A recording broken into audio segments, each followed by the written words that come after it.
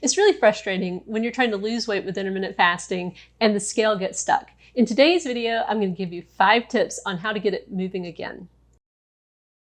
I know from personal experience how frustrating weight loss plateaus are. In those moments where the scale is just stuck, it can feel like you're failing. Even if you're doing everything right, sometimes the scale gets stuck. And it's important when you're going through one of these times to remain calm and to be really thoughtful about how you approach it. Now, before we get into the actual tips, I would like to offer that you should never make a change that you're not willing to live with permanently.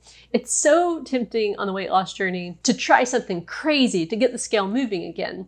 But ultimately, if that is not something that you can live with for the rest of your life, you really shouldn't do it, because you're eventually going to start doing that thing again, whatever it is. Like, let's say, eating bread. If you cut out bread, sure, the scale might start to move again, but when bread comes back into your life, it's likely going to bring those pounds back with them. So instead of thinking in those terms, the short term, think of the long term. So with that in mind, tip number 1 is to change nothing. Instead, exercise patience and focus on consistency. 6 weeks of consistency with your plan. What I found was when I really started to add these things up, just looking at it from, say, a percentage standpoint, usually those times where the scale got stuck, it was because, I just wasn't being that consistent with my plan, or, better said, I was going off plan on purpose. I was making that conscious decision, but it was just a lot of off days. And sometimes, our bodies just do that. They kind of stall out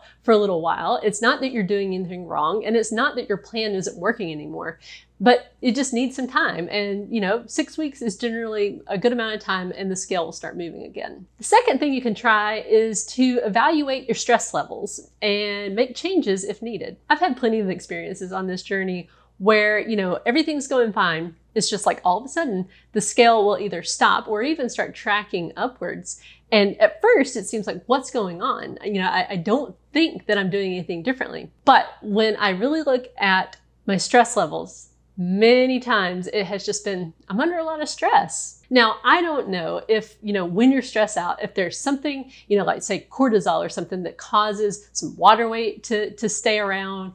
Or, and this is, what I really think does happen, you just overeat more. You don't even realize you're doing it, but when you're stressed out, you tend to eat faster, or at least I do.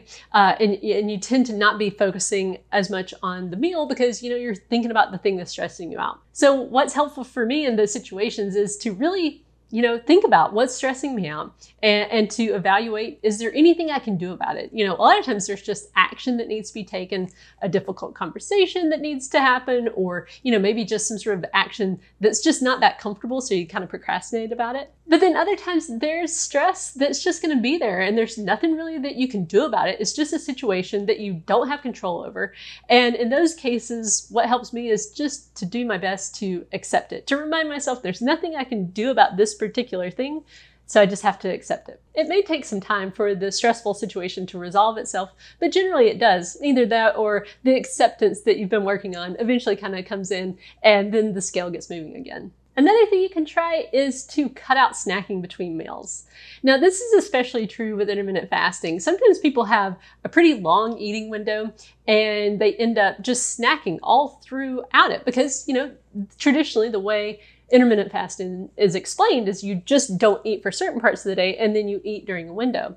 But it's really easy to eat too much if you are having, a meal and then several snacks and then another meal and then maybe more snacks. The way intermittent fasting really works is that it just compresses the amount of time that you have to eat, and that makes eating the right amount a little bit easier. It doesn't mean that it's foolproof. And actually, intermittent fasting was the thing that taught me that a lot of times when I was snacking, it was because I was emotionally eating. I was mostly stressed out about things. And so once I started to realize that, because, I'd be getting hungry during my fasting window, which was unusual. Normally I felt pretty good in the fasting window. I started to see like, oh, this is directly related to the stress that I'm feeling. I'm wanting a snack because I'm stressed out.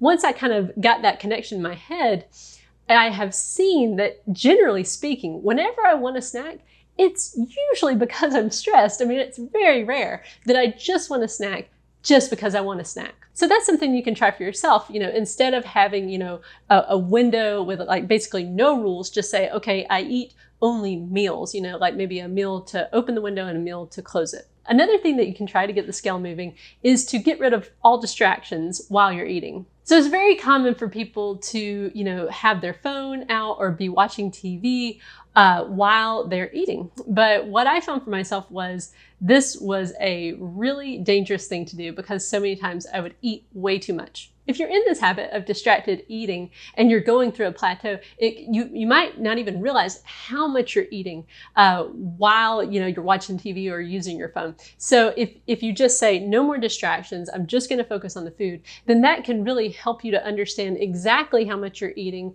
during the day, which can hopefully help get the scale moving. The fifth thing you can try is to shorten your eating window. Now, this one is the last on the list because it's kind of like my least favorite one. I feel like it's really important to fit intermittent fasting into your life instead of trying to fit your life into intermittent fasting. And for some people, a shorter window just really isn't going to work for their life. But on the other hand, a shorter window really can help you to eat the right amount of food. For some of us, and this includes me, I just do better with one meal a day. I eat the right amount when it's one meal a day. When it's a longer eating window, I tend to eat too much. But short windows and even OMAD works really well in my life, but it might not in yours. So again, make sure that before you implement some sort of change to your eating window, it really is something that you feel like you could do, permanently. So I hope that these tips have helped you. If you're going through a plateau, just know that it happens to everybody and that ultimately patience is going to be really key. And also remember, a plateau means that you are at least maintaining your weight loss. And that's a really important skill to have. So I hope this video has helped you. Thank you for watching, and I'll see you in the next one.